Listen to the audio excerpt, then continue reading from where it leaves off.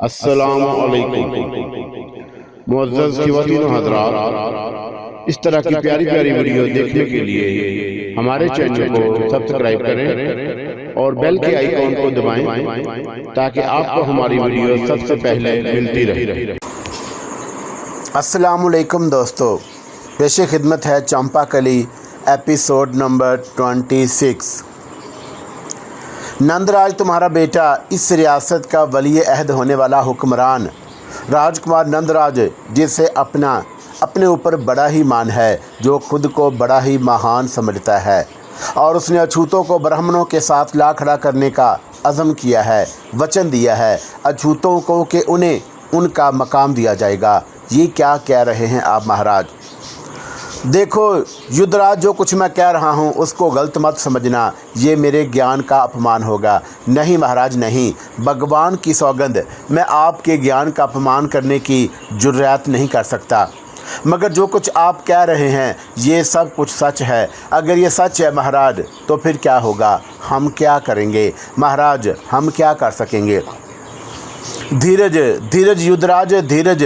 जो कुछ करो पहले सोच लो। ये भी सोच लो कि अगर नंदराज ने तुम्हारी मुखालफत की तो क्या होगा? किस सिलसिले में महाराज? वो मेरी मुखालफत किस सिलसिले में कर सकेगा? तुम मुझसे मशवरा करने आए हो ना? जी महाराज, मैं तुम्हें जो मशवरा दूंगा क्या तुम उस पर अमल भी कर सकोगे? घनश्यामी दास ने मुस्कुराते हुए पूछा। हाँ महाराज, आप मेरा आखिरी सहारा हैं। आप इस सिलसिले में मुझे जो भी मशवरा देंगे वही मेरे लिए कार आमद होगा और मैं उस पर अमल करने की कोशिश करूंगा, युद्धराज ने जवाब दिया। और अगर तुम्हारे बेटे ने तुम्हें वो सब कुछ करने से रोका जो मैं करूंगा, तब तुम क्या करोगे? आप मुझे आज्ञा दें महाराज, मैं इस कष्ट से कैसे निकल सकता हूँ? तो फिर सुनो। घनश्यामी दास का लहजा एकदम बदल गया। सिपाहियों को लेकर जाओ और दरिया पार अछूतों के बनाए हुए मंदिर को गिरा दो। जो उसमें रुकावट बने उसे मौत के घाट उतार दो। ये तुम्हारा पहला होगा। उसके बाद का मशवरा मैं तुम्हें उसके बाद ही दूंगा, घनश्यामी दास ने कहा और युद्धराज ने गर्दन झुका दी। ऐसा ही करूंगा महाराज, ऐसा ही करूंगा। लेकिन अगर आप आज्ञा दें तो इस सिलसिले में पहले ये बात मालूम कर लूं कि मंदिर की तामीर के पीछे नंदराज का भी हाथ है। हाँ, ज़रूर मालूम कर लो, ज़रूर मालूम करो, लेकिन कुछ करने से पहले सोचना ज़रूरी है। जाओ, जाकर मालूम करो, घनश्यामी दास ने कहा और युद्धराज उनके चरण छूकर बाहर निकल आया। लेकिन वह सख्त ज़हनी इंतशार में मुब्तला था। वो सोच भी नहीं सकता था ये घटना इसके अपने ही बेटे, उसके अपने खून की लाई हुई है। प्रकाश ने घबराए हुए अंदाज में नंदराज को इस खौफनाक अज़म का किस्सा सुनाया। हाँ महाराज, युद्धराज ने अपने एक ख़ास आदमी को ये हुक्म दिया है कि 50 सवार लेकर दरिया पार किया जाए और अछूतों का मंदिर गिरा दिया जाए। जितने अछूत हाथ लगे उन्हें गिरफ्तार कर लिया जाए। जो लोग मंदिर गिराने में रुकावट बने उन्हें कत्ल कर दिया जाए। कल सुबह से ये काम शुरू हो जाएगा। नंदराज, तुम्हें ये इतला कहाँ से मिली? नंदराज ने सर्द लहजे में पूछा और उसके चेहरे पर गहरे तफक्कुरात के साए थे। बस मुझे इतला मिल गई है। अब आप बताएं इस सिलसिले में आपको क्या करना है? ये काम नहीं हो सकेगा प्रकाश, मंदिर ज़रूर बनेगा, मंदिर ज़रूर बनेगा। मैं उस मंदिर की रक्षा करूंगा महाराज। युद्धराज के हरकारे मंदिर को नहीं गिरा सकेंगे, नंदराज ने कहा और प्रकाश परेशानी से उसकी सूरत देखने लगा। पर मुझे तो बता दें महाराज कि आप करेंगे क्या? क्या सोच रखा है आपने इस सिलसिले में? ये बात कल सुबह ही को पता चलेगी कि मैं क्या करूँगा। हाँ, तुम्हें मैं हुक्म देता हूँ कि कल मुझसे दूर ही रहना, मेरे करीब आने की ज़रूरत नहीं। जो कुछ करना होगा मैं खुद ही करूँगा, नंदराज ने कहा। जो आज्ञा महाराज की, प्रकाश ने जवाब दिया और फिर दबे दबे लहजे में बोला। लेकिन महाराज आप क्या करेंगे? मुझे तो बता दें। नहीं, बिल्कुल नहीं प्रकाश, बस अब तुम जाओ, नंदराज ने कहा और प्रकाश गर्दन झुकाए वहाँ से वापस चला आया। इससे ज़्यादा महाराज से बहस भी नहीं कर सकता था। दूसरी सुबह धर्मदास सिंह 50 सिपाहियों के साथ दरिया में उतर गया। आज सूरज भी सहमा सहमा सा था। बादलों के टुकड़े उस पर छाए हुए थे। धूप कभी नीचे झांकती और फिर खौफ से आंखें मूंद लेती। मौसम बहुत अच्छा था। दरिया पर मंदिर की तामीर जारी थी। मजदूर ईंट पर ईंट रख रहे थे और अछूतों की आंखें खुशी से चमक रही थीं। जो जो मंदिर तामीर होता जा रहा था उनकी आंखों में उमंगें जागने लगीं और अब वो अपनी बस्ती में पूजा करेंगे, अब उनका भी एक मकाम होगा। ये सोच उन्हें खुशी से पागल कर रही थी। मंदिर की तामीर में सबसे बढ़ चढ़ कर सब हिस्सा लेने वाले गोपीनाथ जी थे और वो सारा दिन एक जगह खड़े होकर मंदिर की तामीर देखते और दिल ही दिल में खुश होते। नंदराज के लिए उनके दिल से न जाने कितनी दुआएं निकली थी। चंपाकली से मेल जोल में उन्होंने नंदराज को कभी नहीं रोका था और उन्हें उसके खून पर एतमाद था और इस वक्त भी वही सबसे पहले मंदिर की तरफ आए थे और अपनी निगरानी में उन्होंने काम का आगाज़ कर दिया था। तभी बुलंदी पर बंधी हुई बाड़ पर बैठे हुए मजदूर चीख पड़े और गोपीनाथ घबरा गए। गोपीनाथ महाराज वो देखिए, दरिया पार देखिए। और गोपीनाथ चौंक कर आंखें फाड़ने लगे। फिर बोले, क्या है, ऐसे क्यों शोर मचा रहा है? गोपीनाथ जी कोई ख़तरा है, कोई ख़तरा ज़रूर है गोपीनाथ जी। अरे मगर क्या ख़तरा है, क्या दिख रहा है तुझे? और ख़ुद तो इतनी ऊपर से बैठकर देख रहा है और पर मुझे तो कुछ नज़र नहीं आया। मुझे बता तो सही, आखिर क्या बात है? वो गोपीनाथ जी, फ़ौज आ रही है। फ़ौज? गोपीनाथ ने हैरत से बोला। हाँ गोपीनाथ जी, फ़ौज आ रही है। फ़ौजी घोड़े सवार इधर आ रहे हैं और वो दरिया पार कर रहे हैं। वो दरिया में घोड़े उतार चुके हैं, अब दरिया पार कर रहे हैं। मगर क्यों? क्या राज महाराज को उस मंदिर की तामीर की खबर हो गई? गोपीनाथ ने जैसे खुद से सवाल किया। होगी गोपीनाथ जी, मगर अब हम क्या करें? मजदूर ने कहा और खौफ से नीचे उतरने लगा। क्या तुम मंदिर की तामीर जारी नहीं रखोगे? सोच लें गोपीनाथ जी, बड़ा खून खराबा हो जाएगा। हो जाने दो, आखिर हमें भी तो इसका हक मिलना चाहिए कि हम अपनी इबादत गाहें तामीर कर सके। गोपीनाथ ने कहा, जैसा आप कहें गोपीनाथ जी, अगर जान ही देनी है तो ठीक है, जो भगवान की इच्छा। हाँ जान देनी है, मगर मंदिर नहीं बना तो मौत ज़्यादा बेहतर रहेगी, गोपीनाथ ने कहा। चंद लोगों ने उनकी बातें मानी और चंद ने नहीं मानी और कुछ लोग बड़ा काम करते रहे और कुछ खौफ से अपने अपने घरों को भाग गए। फौजी अब दरिया के उस किनारे तक पहुंच गई थी और आहिस्ता आहिस्ता सिपाही मंदिर की जानब आ रहे थे। गोपीनाथ जी तनहा खड़े थे, लेकिन चंद सायद के बाद उन्होंने घोड़ों के टापों की आवाज़ सुनी। एक घोड़ा किसी दूसरी तरफ से इस तरफ आ रहा था और चंद सायद के बाद वो गोपीनाथ जी के बिल्कुल करीब पहुंच गया। राजकुमार और गोपीनाथ के मुंह से निकला, आप वापस जाइए गोपीनाथ जी। राजकुमार नंदराज ने सख्त लहजे में कहा। नंदराज महाराज, फौजी आ रही हैं, सिपाही इसी तरफ आ रहे हैं, मुझे मालूम है, मगर क्यों आ रहे हैं? वो मंदिर ढाने। राम, क्या वो ये काम कर लेंगे? हाँ वो कोशिश करेंगे गोपीनाथ जी। मैं आपसे कह रहा हूँ कि आप घर जाइए। नहीं महाराज, मैं अकेला नहीं जाऊँगा। आप इन सिपाहियों से क्या कहेंगे? जो कुछ चाहूँगा कह लूँगा, लेकिन अगर आप यहाँ मौजूद रहे तो शायद कोई बुरी बात हो जाए। मैं पीछे हटा जाता हूँ, लेकिन मैं आपको अकेला छोड़कर नहीं जाऊँगा। नंदराज जी, मैं आपको किसी भी तौर अकेला नहीं छोड़ सकता, आखिर मेरा भी आपसे कोई संबंध है। अच्छा आप पीछे चले जाइए, जल्दी कीजिए। नंदराज ने सामने से आते सिपाहियों को देखते हुए कहा। उसने घोड़े से उतरकर तलवार सूंघ ली थी और फिर उसने तलवार की नोक ज़मीन में दबाई और खुद सीना तान कर खड़ा हो गया। दूसरे हाथ से उसने घोड़ों की बागें पकड़ी हुई थी। राजा का भेजा हुआ कारिंदा नंदराज को देखकर शशदर रह गया था। तमाम सिपाही एहतरामन घोड़े से नीचे उतर आए। कारिंदा हैरत से नंदराज को देखता रहा, जो मंदिर के सामने सीना ताने खड़ा था। तब उसने प्रणाम किया और अपनी तलवार निकाल कर नीचे रख दी। नंदराज कीजिए, आप यहाँ कैसे नजर आ रहे हैं महाराज? कारिंदे ने दस्ते बदस्ता अर्ज किया। तुम यहाँ क्यों आए हो? नंदराज ने संगीन लहजे में उससे पूछा। मुझे महाराज युद्धराज ने भेजा है, कारिंदे ने जवाब दिया। किस लिए भेजा है? उन्होंने कहा है कि मंदिर ढा दिया जाए और अछूतों को उसकी जुरात की सज़ा दी जाए।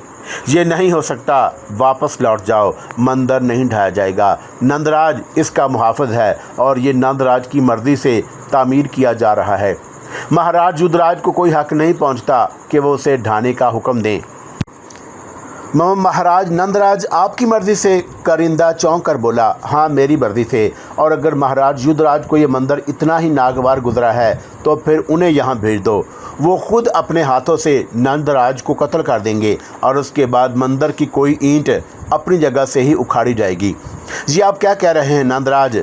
जो कुछ मैं कर रहा हूँ जाकर वही उन्हें जवाब दो, और अगर इस पर अमल करना नहीं चाहते तो आओ मंदिर की जानब बढ़ो। मैं साफ साफ कह देता हूँ कि मंदिर की जानब उठने वाला किसी भी सिपाही का कोई कदम मेरे खिलाफ होगा और मैं उसे कत्ल कर दूंगा, वरना जाओ वापस लौट जाओ और युद्धराज महाराज से कह दो नंदराज मंदिर का मुहाफ़िज़ है और उसके होते हुए मंदिर को ढाया नहीं जा सकता, वरना वो बगावत कर देगा। और करिंदा वापस लौट गया। चंद साथ के बाद घोड़े वापस दरिया पार कर रहे थे और उसके चंद ही लम्हात के बाद अछूतों का एक रेला नंदराज महाराज की जेब के नारे लगाता हुआ मंदिर के पास पहुंच गया। तमाम मजदूर अपने अपने कामों में जुट गए और नंदराज खामोशी से दरिया पार जाते हुए घोड़ों को देख रहा था और उसकी आंखों में अजीब से तासरात थे। तभी गोपीनाथ उसके पास पहुंच गया और नंदराज चौंक कर उसे देखने लगा। गोपीनाथ के होंठों पर मुस्कुराहट थी। नंदराज महाराज की जे वो आहिस्ता से बोला, मंदिर का काम जारी रहेगा गोपीनाथ जी। नंदराज ने कहा, जारी है महाराज, लेकिन कब तक? क्या मतलब? बात महाराज के कानों तक पहुंच गई है। हाँ, और मेरे ख्याल में ये बहुत अच्छा हुआ। नहीं महाराज, अच्छा तो नहीं हुआ मगर होना ही था। ऐसी बातें छुपी तो नहीं रह सकती। अब फैसला हो जाएगा गोपीनाथ। कैसा फैसला?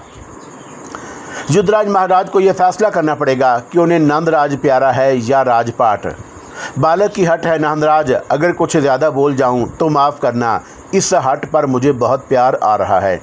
आप मेरे बुज़ुर्ग हैं गोपीनाथ जी, जो दिल चाहे कह लें। क्या बात कहना चाहते हैं? नंदराज ने कहा। आपने अगर युद्धराज महाराज को मना भी लिया नंदराज महाराज, तो भी राजा युद्धराज घनश्यामी दास को नहीं मना सकेंगे। घनश्यामी दास बड़े पुजारी ज़रूर हैं, लेकिन राजपाट के कामों में दखल देने का उन्हें कोई हक नहीं है, नंदराज ने कहा।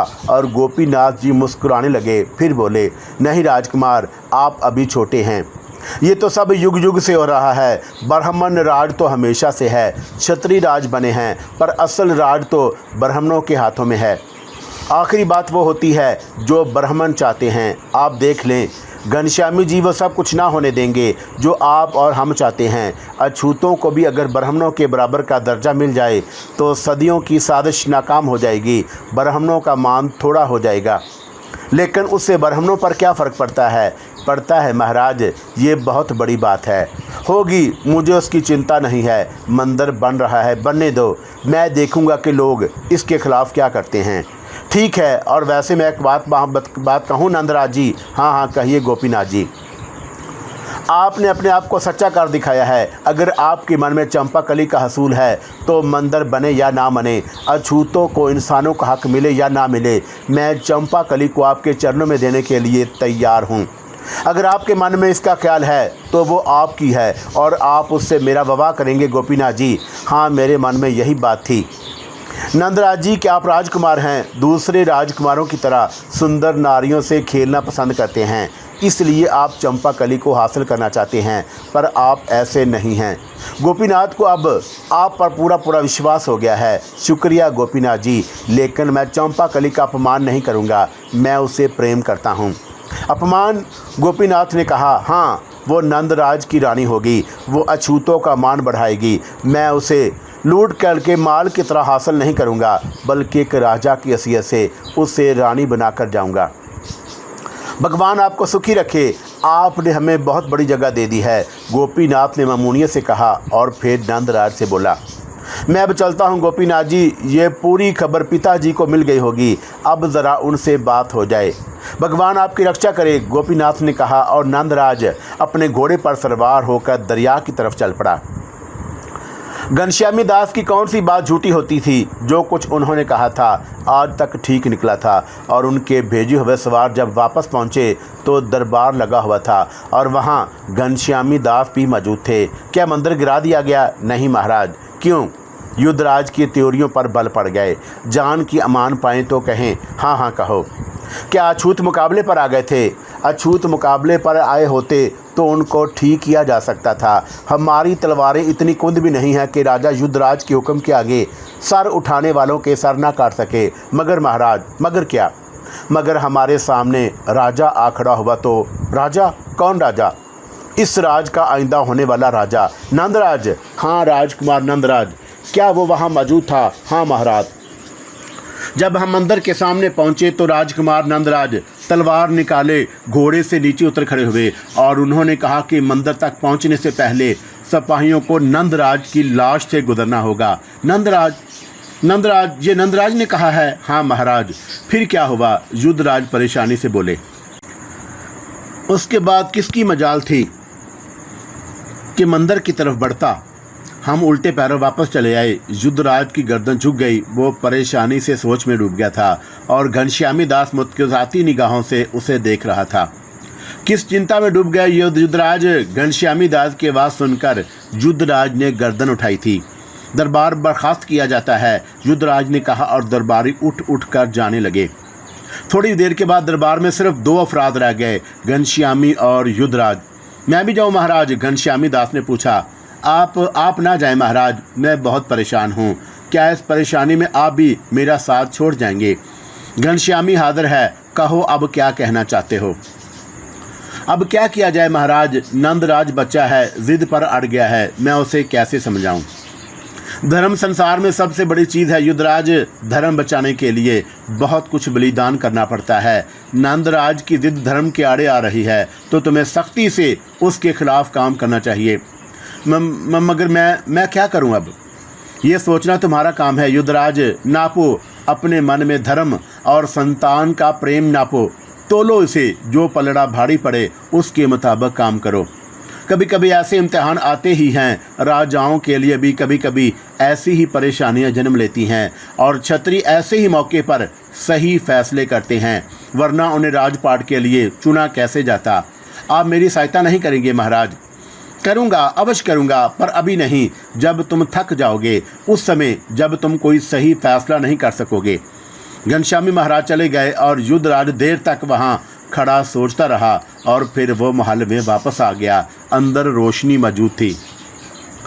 दर्शनी पर निगाह पड़ते ही वो चौंका और फिर उसके पास पहुंच गया। दर्शनी, तुम भी इस सिलसिले में मेरी कोई मदद नहीं करोगी? मैं हाजिर हूँ नाथ, हुक्म दो, क्या करूँ मैं? तुम्हें मंदिर की कहानी मालूम है? कौन से मंदिर की महाराज? ओहो दर्शनी, तुम रानी हो, राजपाट के मामलात में से अब इतनी बेखबर भी ना रहा करो। भगवान मेरा सुहाग कायम रखे, मैं इन मामलात में क्यों पड़ूं? हम भी तो इंसान हैं दर्शनी, बाद औकात परेशान हो जाते हैं। पर बात क्या है प्राणनाथ? वही नंदराज का मामला। ओहो, अब क्या बात हुई? वह जिद पर अड़ गया है। कैसी जिद? एक ऐसी अनहोनी करना चाहता है जो संसार में कभी नहीं हुई। तुम्हें मालूम है कि वह छूतों को ब्राह्मणों और दूसरी ऊंची जातों के बराबर लाने की कोशिश में लगा हुआ है। अभी तक उसके मन से ये भूत नहीं उतरा। हाँ, अभी तक नहीं उतरा, बल्कि और चढ़ता चला जा रहा है। कोई और बात हुई है? हाँ दर्शनी, बहुत बड़ी बात, इतनी बड़ी कि मुझे बड़े दरबार में जलील होना पड़ा। भगवान ना करे, क्या हुआ? मुझे तफसील तो बताएं। दर्शनी ने परेशानी लहजे में कहा। नंदराज ने अछूतों को बराबरी का दर्जा देने का जो बेड़ा उठाया है, उस सिलसिले की पहली कार्रवाई शुरू कर दी। वो दरिया पार अछूतों के लिए एक मंदिर बनवा रहा है और उसकी तामीर शुरू हो चुकी है। अछूतों के लिए अलग मंदिर। हाँ दर्शनी, राजा युद्धराज ने दर्शनी को पूरी कहानी सुना दी और दर्शनी भी सोच में डूब गई। बरहन कभी इस बात की इजाज़त नहीं देंगे, राज में खंडत पड़ जाएगी। अगर नंदराज ना माना तो ये तो है, पर क्या किया जाए? तुम ही उसे समझाओ दर्शनी, तुम माँ हो, मुमकिन है तुम्हारी बात मान जाए। ये भी पूछो उससे कि क्या वो चंपा कली से प्रेम करने लगा है। अगर ऐसी बात है तब भी उस काम उपाय किया जाए। मैं बात करूँगी उससे। करूँगी नहीं, करो, फ़ौरन करो। खेल बिगड़ गया तो खुद हमें भी इसका संभालना मुश्किल हो जाएगा। ठीक है, मैं उसे बुलवाती हूँ, उसके बाद आप उससे बात करें। पहले मैं कोशिश कर लूँ, दर्शनी ने कहा और युद्धराज ने गर्दन हिला दी। फिर वो तो बाहर निकल गया। दर्शनी ने नंदराज की तलाश शुरू कर दी। इत्तफाक की बात कि नंदराज भी उसी वक्त महल में दाखिल हुआ था। दर्शनी का संदेश मिला तो वो उसके पास पहुंच गया। आओ नंदू, कहाँ से आ रहे हो? दर्शनी ने प्यार से कहा। दरिया से पार से आ रहा हूँ माता जी, दरिया पार से, अछूतों की बस्ती से। हाँ माता जी, वहाँ क्यों गए थे? आपको सब कुछ मालूम होगा माता जी, फिर ऐसी बातें क्यों करती हैं? क्योंकि मुझे तुमसे सारी बातें करने का हक है, मैं तुम्हारी माँ हूँ। इस बात से किसे इनकार है? बैठ जाओ, मैं तुमसे बात करूँगी, रानी दृशनी ने कहा और नंदराज बैठ गया। वह सवालिया निगाहों से माँ को देख रहा था। तुम्हारे सर से अछूतों का भूत नहीं उतरा अभी, कभी नहीं उतरेगा माता जी। मैंने एक नेक काम के लिए कदम उठाया है। भगवान ने सारे इंसान एक जैसे बनाए हैं, तो फिर इंसानों को यह अधिकार किसने दिया कि वो अपने ही जीवन को जानवरों से बदतर बना दे? ये सदियों की रीत है नंदराज। जो काम सदियों से गलत हो रहा है, हम उसे रीत क्यों बनाएं? उस काम को ठीक क्यों ना करें? वो काम गलत नहीं है नंदराज। भगवान ने 4 दातें बनाई हैं और उन्हें जूं का तूं रहना चाहिए।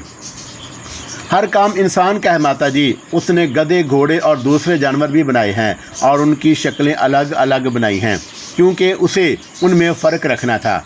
अगर इंसानों में भी उसे फ़र्क रखना होता तो वह हर ज़ात के इंसान की शक्ल अलग बनाता, और इस बात का दोष भगवान को ना दो। नंदराज, क्यों पागल हो रहा है तू? क्यों अपने पिता के लिए मुश्किलात पैदा कर रहा है? पिताजी मेरे लिए क्यों मुश्किलात पैदा कर रहे हैं माता जी? उनसे कहो कि आगे बढ़कर अछूतों को इंसानों का दर्जा दें। रहते संसार तक उनका नाम रहेगा, लोग पूजेंगे उन्हें। मैंने एक और बात सुनी है नंदराज, वो भी बता दें माता जी। तू किसी अछूत लड़की चंपा कली से प्रेम करने लगा है। हाँ माता जी, ये दुरुस्त है। उस बात से इनकार करके मैं चंपा कली का अपमान नहीं करूँगा। क्या वो तुझे इन बातों पर उकसाती है? वो तो इतनी पोतर, इतनी मासूम है माता जी कि संसार की बातों में उसका कोई दखल नहीं, और उसे कोई इल्ज़ाम ना देना माता जी। इल्ज़ाम नहीं दे रही नंदराज, बल्कि एक और तरकीब है मेरे मन में। क्या? अगर तू चाहे तो मैं खामोशी से उसे तेरे लिए उठवा लूँ। तू राजकुमार है और उसे पुत्र करके अपने पास रख, और जब उससे मन भर जाए तो खामोशी से हम उसे कत्ल कराकर दरिया में फेंकवा देंगे। माता जी, नंदराज का चेहरा गुस्से से लाल भगोका हो गया। एक माँ अपने बेटे से ये बात कह रही है? नहीं माता जी, आप ऐसी बातें नहीं कह सकती। आप ऐसी बात कहकर माँ पर से बेटे का यकीन नहीं उठा सकती। माँ जी, आपकी बात कभी नहीं कह सकती। नंदराज पर जुनून की कैफियत तारी हो गई। माँ हूँ इसलिए ये बात कह रही हूँ, पूछ रही हूँ। तेरा जीवन मुझे सारे संसार में ज़्यादा प्यारा है। मैं नहीं चाहती कि तू किसी कष्ट में पड़े। नहीं माता जी, भगवान के लिए आइंदा ऐसी बात ना कहना, वरना मैं तुम्हें माँ समझना छोड़ दूँगा। माँ ऐसी बात नहीं कर सकती, वो तुम्हारी बहू है। उसे एहतराम से ब्याह कर लाना माता जी, जैसे राजमहल की रानियाँ आती हैं। और उसके बारे में अगर ऐसे बुरे अल्फाज फिर कहे माता जी, तो मैं जीवन भर तुम्हारे सामने नहीं आऊँगा। तू बता मैं क्या करूँ? कुछ नहीं, खामोश रहो। मेरा मान सच्चा है। जो कुछ मैं कर रहा हूँ मुझे करने दो, नंदराज ने कहा, और दृशनी परेशानी से गर्दन हिलाने लगी। नंदराज वहाँ से उठ गया था। दृशनी ने नंदराज को जवाब युद्धराज को दे दिया था, और युद्धराज गुस्से से आग बबूला हो गया। अगर नंदराज उसी तरह जिद पर अड़ा रहा तो हालात बहुत ख़राब हो जाएंगे। दृशनी, हमें नंदराज को कैद करना पड़ेगा। जो कुछ करें सोच समझ कर करें महाराज, हमारा एक ही बेटा है, दृशनी ने रोते हुए कहा। युद्धराज दरबार में दाखिल हुआ तो घनश्यामी दास मौजूद न थे, और उसे पता चला कि घनश्यामी महाराज ने मंदिर छोड़ दिया है। मंदिर छोड़ दिया है? कहाँ चले गए हैं? धर्मनवास में महाराज। मगर क्यों? उनका कहना है कि महल में एक मलीच घुस आया है और वो नंदराज है। घनश्यामी दास को नंदराज को मलीच नहीं कहना चाहिए, वो राजकुमार है, रास्ते से भटक गया है, ये दूसरी बात है। मगर जवानी ऐसी ही चीज़ होती है, वो रास्ते पर भी आ सकता है। जी महाराज। घनश्यामी दास को मेरा संदेश दो, उनसे कहो कि राजा युद्धराज ने उन्हें अभी तलब किया है। हरकारे दौड़े गए और थोड़ी देर के बाद पंडितों और पुजारियों की पूरी फौज के साथ गुरु घनश्यामी दास जी दरबार में दाखिल हो गए। तमाम दरबारी हैरत से उन्हें देखने लगे। मैंने सिर्फ आपको बुलाया था घनश्यामी महाराज। नहीं युद्धराज, मुझे मालूम है कि तुम बेटे के हाथों में खिलौना बन गए हो, लेकिन हम लोग धर्म रक्षा करेंगे। मैं भी धर्म रक्षा करना चाहता हूँ महाराज। तुमने क्या किया है उसके लिए? मैं सोच रहा हूँ महाराज। तुम सोच रहे हो और उधर मंदिर पूरा हुआ जा रहा है। मैं इस पर फ़ौरन अमल करूंगा गुरुजी। मेरी मजाल है कि मैं आपके हुक्म के ख़िलाफ़ कोई काम करूं। तुम ना कर सकोगे युद्धराज, मेरा ज्ञान कहता है तुम कुछ ना करोगे। सुनो युद्धराज, मैंने अभी तक तुम्हारे खिलाफ़ कोई काम नहीं किया, लेकिन यह हमारा फ़र्ज़ है मैं ऊंची जात के लोगों को जमा करूंगा और उनसे बात करूंगा। मैं उनसे पूछूंगा कि धर्म रक्षा के लिए वो क्या कर सकते हैं। आप ऐसा नहीं करेंगे घनश्यामी जी? अवश्य करूंगा युद्धराज, अवश्य करूंगा। देश पर जब आफत आती है तो क्षत्रियों का फर्ज है कि वह सीना तान कर खड़े हो जाएं और देश की रक्षा करें। और जब धर्म पर आफत आती है तो उस समय ब्राह्मणों को आगे बढ़कर इस आफत को रोकना पड़ता है युद्धराज।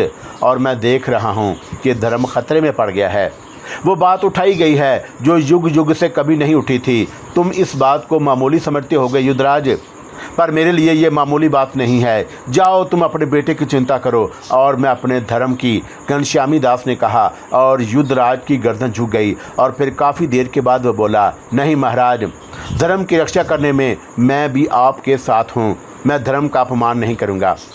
हर राजा का यही फ़र्ज होता है युद्धराज, मगर बात तुम्हारे बेटे की है। अगर कहीं और से ये फितना उठता तो मुझे यकीन है कि यह अब तक दबाया जा चुका होता। मगर राजकुमार नंदराज के खिलाफ तुम्हारी तलवार कभी ना उठेगी। तलवार? युद्धराज चौंक पड़ा। हाँ तलवार, मगर महाराज इसकी ज़रूरत पेश नहीं आएगी। भगवान हमारी रक्षा करे और इसकी ज़रूरत पेश नहीं आएगी। मेरी आंखें बहुत दूर तक देख रही हैं युद्धराज। किसकी ज़रूरत पेश आएगी और किसकी ज़रूरत पेश नहीं आएगी ये मैं अच्छी तरह जानता हूँ। तो आप मेरी सहायता क्यों नहीं करते घनश्यामी दास महाराज? मैं तुम्हारी हर तरह की सहायता करने के लिए तैयार हूँ, लेकिन तुम्हें मुझे इस बात का विश्वास दिलाना होगा कि तुम धर्म की सेवा करने के लिए सारे रिश्ते नाते भूल जाओगे और वो काम करोगे जो धर्म के हक में बेहतर होगा। मैं आपको विश्वास दिलाता हूँ महाराज। ठीक है युद्धराज, मैं भी तुम्हारे खिलाफ कोई कदम उठाना नहीं चाहता, लेकिन ये जान लो धर्म की सेवा के लिए हम लोगों का जीवन होता है। मुझे एहसास है। तो फिर उस समय तक मैं तुम्हारा इंतज़ार करूंगा, जब तक इस सिलसिले में तुम मुझे ये नहीं बता देते कि तुम कामयाब रहे हो या नाकाम। ठीक है महाराज। मंदिर कब तक गिर जाएगा? घनश्यामी दास ने पूछा। अवश्य बहुत जल्द, युद्धराज ने कहा। और घनश्यामी दास ने गर्दन हिला दी। और कुछ पूछना चाहते हो मुझसे? नहीं महाराज, मैं बस ये चाहता हूँ कि आप मेरे खिलाफ कोई कदम ना उठाएं उस वक़्त तक जब तक मैं अपनी नाकामी का ऐलान ना कर दूँ।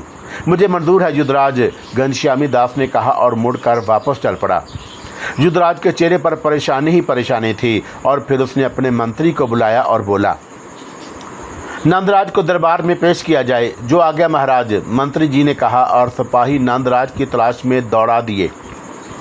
नंदराज महल में ही मिल गया था। सिपाहियों ने जब उसे युद्धराज का संदेश दिया तो वह फौरन उनके साथ चल पड़ा और थोड़ी देर के बाद वह दरबार में पहुंच गया।